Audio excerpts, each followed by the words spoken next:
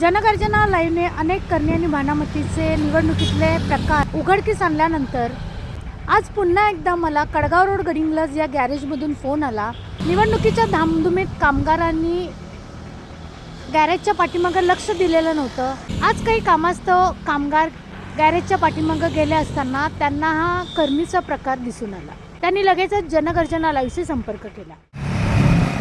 Kadgaon road Gadhinglaj 9 लिंबू ठेवलेले आहेत आणि 9 बावले आहेत, 9 प्रकारचे दोरं वगैरे ठेवलेले आहेत बघा, आणि मीठ ठेवलेलं आहे, काय काय केलं बऱ्यापैकी।